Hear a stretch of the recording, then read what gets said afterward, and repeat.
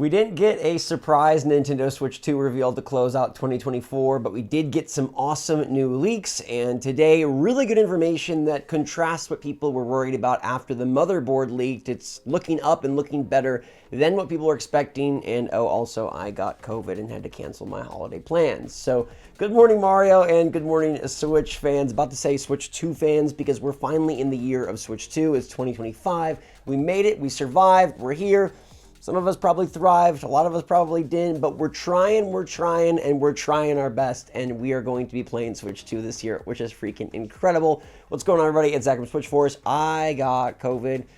First time I've been sick all year. It happened right after Christmas. We were supposed to fly to see my family, my grandparents, back in Indiana, and they are 90 and 87, so not going to expose them to that, obviously, which sucked. They were sad. We were sad.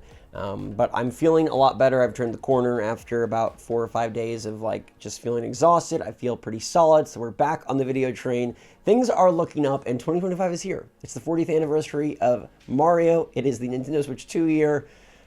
It's a really, really good time to be a Nintendo fan. The very first thing I want to address here is Tom Warren. All right, we're going to go into the motherboard and how it's no longer thought to be 8 nanometers, which is awesome, what that exactly means, and why you should be excited for the Switch 2. And that's why I got to go up with Tom Warren's comment at the top of the video. There are so many rumors floating around about the Switch 2, but the funniest one is about it being as powerful as a PS4, up, down, smiley face. Tom Warren, funny guy, right? The PS4 Pro, yeah. The Nintendo Switch 2 is not going to be as powerful as the PS4 Pro. I don't think anyone who knows what they're talking about was ever going to predict it to be this powerful. You just can't do that in a handheld form factor, and we know Nintendo is not about putting forth cutting-edge technology, breaking the mold, and charging $700. Yet, at the same time, this is not doom and gloom for the system. First of all, there's a lot you can do nowadays, especially with Nintendo incorporating DLSS technology to make these games look and run and play great without having the power of the PS4 Pro. You're going to hear a lot between now and launch about the Switch 2 is utilizing old tech. It's using tech from a few years ago. It's using tech from 6 years ago. You're going to hear all sorts of things. Some of them might not be true. Some of them may be true. But at the end of the day, this is not an apples-to-apples comparison. It's an apples-to-oranges comparison, and we have to see what Nintendo is actually capable of and what their third-party partners are actually able to put on the system before we judge. And as far as I'm aware, and as far as I've read, and as far as people who seem to be very calm about this and in the know and really kind of regulated, the Switch 2 is still going to be a very impressive system.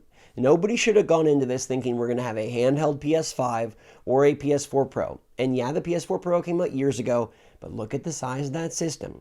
Look at the power draw of that system. And look what that system went for in price. Yes, it has been time since that released, but doing that handheld is just not where we're at, and you wouldn't want it anyways. You want a 15-minute battery life? No. Recent rumors and leaks have said that the battery life looks to be 2.5 hours. Holy crap. That was the battery life of the original Switch with Breath of the Wild, and it worked out just fine. People are going to panic and fret about the Switch 2's power probably the entire year, even probably after it comes out. But just like with the Switch 1, the Switch 2 is going to be able to take advantage of its technology in specific ways, and we know that Nintendo is targeting making the Switch 2 a more powerful system that provides better performance and an experience that allows third parties to port their games easily and release games multi-platform on the Switch 2, which is all you need. Is it going to look as good as the PS5? No. Is it going to look as good on a 4K TV with all the extra upgrades and the PS5 Pro and the Xbox Series X and your PC with a 4070? No. And that's okay. Is it going to be disappointing in some ways compared to modern current consoles? Yeah, but you're getting a handheld hybrid. You're not getting a huge beefy box. I mean, the size of the PS5 is freaking gigantic. And you're telling me you want the Switch 2 to do this? Now, some are going to say, well, it's worse than a PS4 Pro, so what does that put it as? And around a PS4 in your hand is going to be good. It's going to be good. It's going to be able to provide a great gameplay experience, and I think now we can move on. The motherboard of the Switch 2 leaked out, and people were initially very concerned that this was an 8 nanometer system.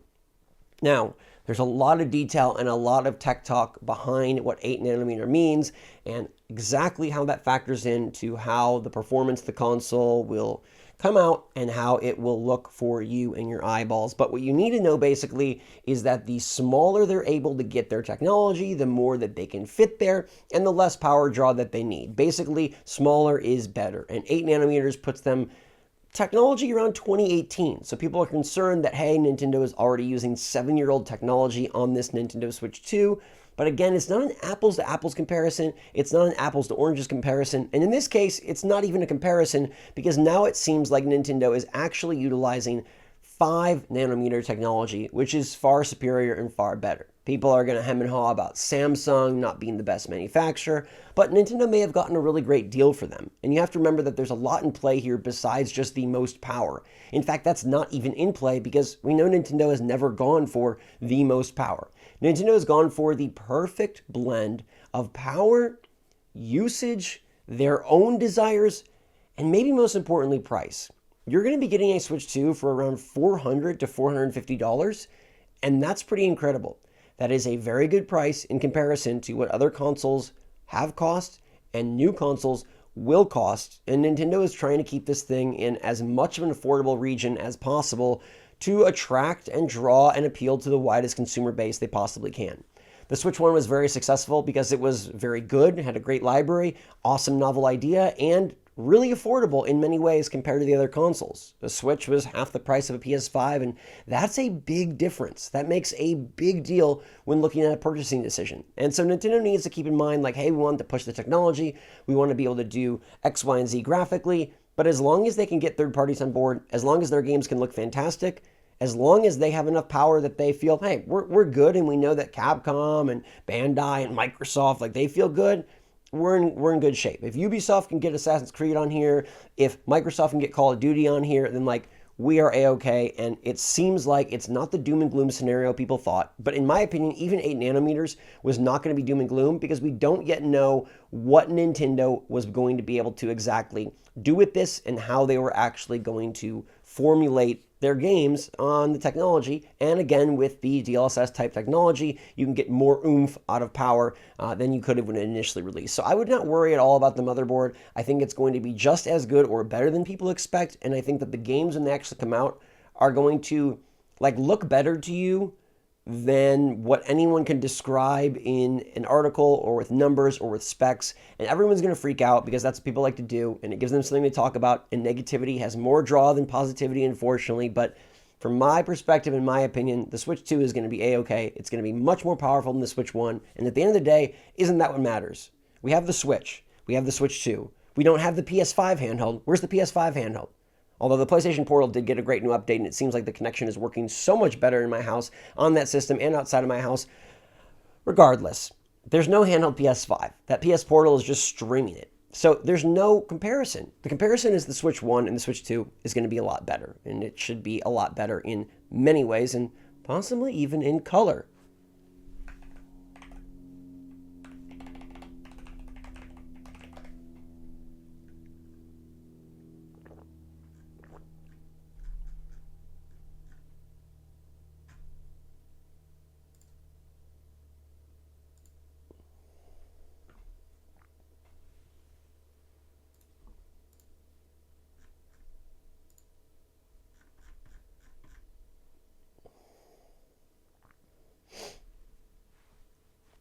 I'm a little late on this part of the puzzle, but I think it's interesting and important to talk about. This comes from Next Handheld, the person who has the Switch and who has revealed the most information and the most legit information, including the pictures that we've discussed previously.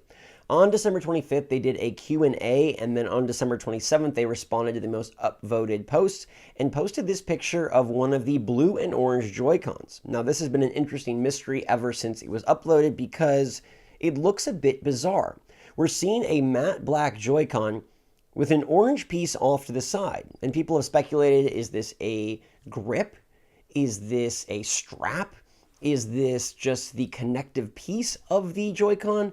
Is this just extra coloring on there to make it more than just a black system? And maybe most importantly, is this just a prototype colorway?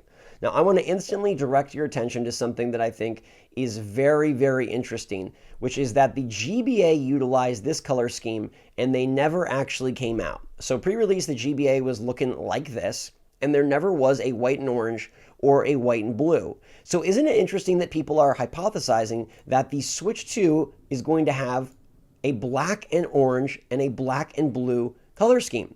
Now, it's because Next Handheld did say baby blue and orange could be the next big thing. And, honestly, it looks pretty sick. Like, this is a pretty sick color scheme. It feels a bit odd because Nintendo is so big on red and blue, and then they're so big on white and gray. So black would be interesting, but orange and blue would be very unique. Now, the Switch 1 released in a gray colorway, so even though it seems like they've done black before, remember, they haven't. Matte black would be different and would look sleeker and I think better and stronger than the gray colorway, which I've never been a fan of and I thought ultimately was insanely boring, and I preferred the neon Joy-Con and all the future colorways much more. I think this is a pretty sick color scheme. Again, this is just like mock-ups of what people think it could look like, and I think it looks pretty nifty. There's some where they mix the blue and the orange. There's some where they just go separate with the blue and orange.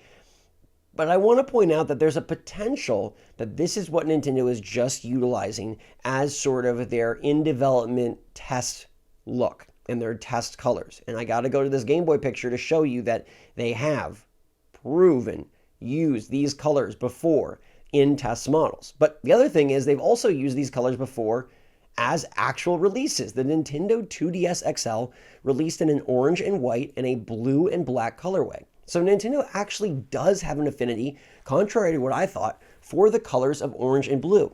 It's a unique color scheme. It's an interesting color scheme. It doesn't seem to really tie into Nintendo branding perfectly, but at the same time, it's something that they've utilized both in a pre-release fashion and an actual retail release fashion before. So orange and blue could very much become the colors that we do get on the Switch 2 console. They look really nice, I think. I think they're distinct and different enough from the Nintendo Switch 1, the blue and the red, but they're not too out there crazy that they're going to be hard to sell or difficult to find consumer appeal.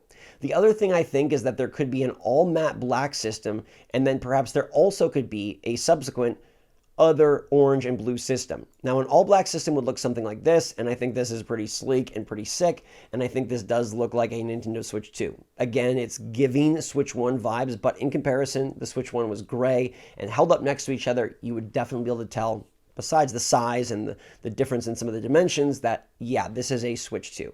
I think going with 2 SKUs again is something Nintendo will probably do because they've done it across the board for the Switch. They had more than 2 SKUs with the Switch Lite. They had the white system and the neon system for the OLED. And of course, they have the gray and the neon system for the OG Switch. I think Nintendo will have a matte black, and then I wonder if they will indeed go with a really cool blue and orange color scheme for the other colorway.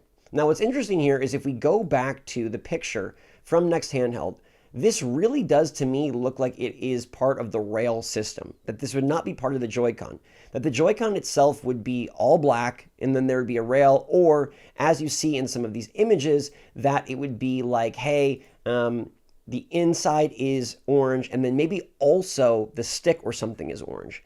I don't think Nintendo would say, hey, here's a colored version of our system, the orange and blue version, and it just has colored connectors. Like, there'd have to be some other accents of orange and blue on the system to justify this being a separate SKU and a separate colorway from all black, right? Like, either they're going to have one colorway and it's going to have matte black on the surface in the front with just some very slight orange and blue accents because that's the branding Nintendo's going with, or there will be 2 SKUs. One is going to be matte black, the more basic, bland colorway, and then one is going to be a more accentuated orange and blue with something more along these lines where it's like, okay, they also have the sticks and the X, Y, A, B buttons blue. They also have maybe the shoulder buttons blue or orange. And, the C button is just this black because that's, we've seen that actually. Like remember, this is the official shot. And then these are all just hypothetical ideas and renders. But I think Nintendo will probably go with 2. I think they'll go with a pretty darn colorful system and a pretty darn bland system. I don't think that one that just sells a single SKU with a little bit of orange and a little bit of blue is really what they'll go for. To me, that makes no sense. Like I said, unless they're going to be changing up their red and white color scheme for the Switch the red and blue color scheme for the Switch, which I highly doubt. Although I guess if they wanted to go orange and blue, that could be their distinct new logo.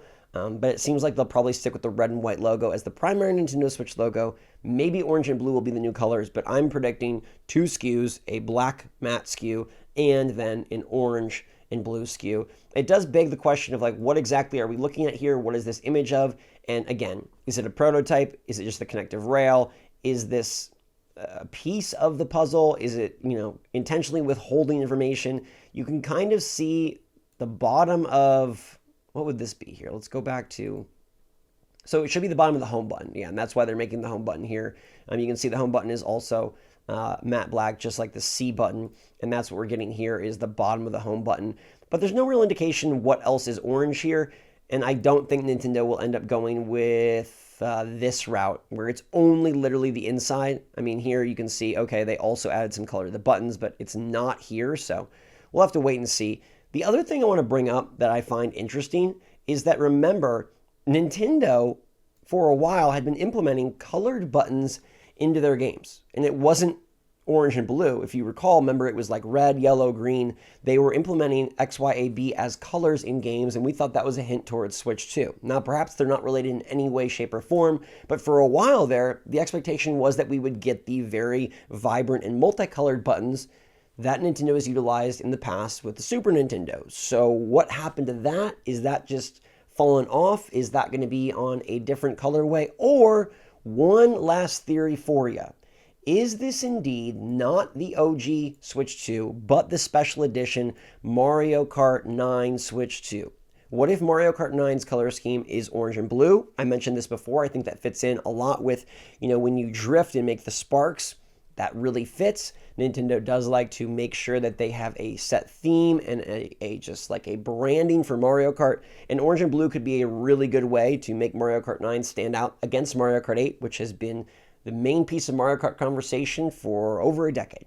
If this is indeed that system, well, then all bets are off. And I go back to, I think, the original Switch model, the ones they sell on launch day, the retail versions will have those colored buttons. Perhaps this is the system that Nintendo is going to sell for Mario Kart 9, or perhaps it's a system that Nintendo is just prototyping. We do not know, but hopefully we'll learn more soon. It is 2025. It is January. This system literally could be announced in a week. It could be announced in 2 weeks. It could be announced in 3 weeks. It really seems like it is going to burst the bubble in January, and we'll find out everything absolutely, for sure, confirmed, real. But I think our information base is building humongously, and the motherboard was a gigantic step. Getting this motherboard here, learning details about it, and trying to stop things like this. We don't need to panic and say it's funny that it's going to be a PS4 Pro. I don't know if Tom Warren's trying to throw shade to the Nintendo Switch, or more so shade to the rumor mongers, but either way, it doesn't have to be as powerful as the PS4 Pro, and it still can be a very powerful, very awesome, maybe the best ever released handheld system. So let me know your take in the comments down below. I'm super excited for this. Thank goodness for 2025. Hopefully you all are starting the year off healthy, happy, and strong. If you're not, it's okay. We're going to make this year a fantastic one. And just know, you got a ton of great Switch stuff to look forward to and a ton of fun from the SwitchForce family as well. So in the meantime, everybody, stay safe, stay healthy, stay happy, stay positive out there. Love you lots. SwitchForce out.